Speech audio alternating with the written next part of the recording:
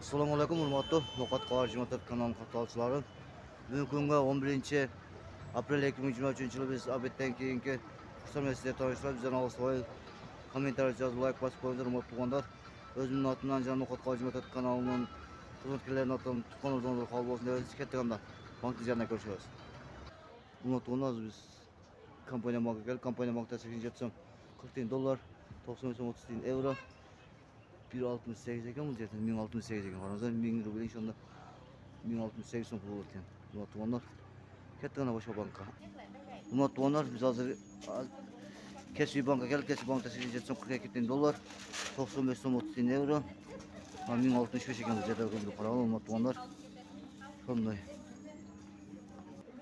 Hurmatli hozir biz Finka bankka keldik. Finka bankda 87 so'm 40 tiyin dollar, 95 so'm tiyin euro, 1 so'm 165 ekan bu yerda dollar rubl. Qaramazlar hurmatli.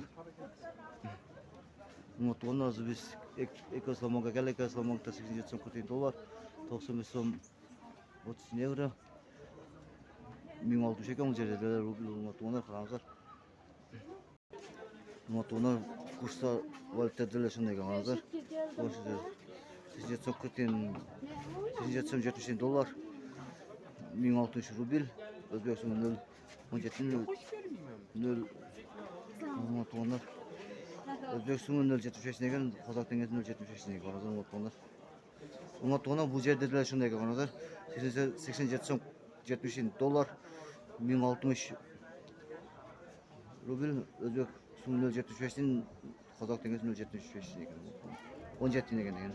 Hurmatli No'qat qarjimotlar kanali qatorchilari, shuni bugungi sizlarga ko'rsatgan videomiz oyoqda. Sog'-salomat bo'linglar. Ko'rsatuvchi omon bo'linglar.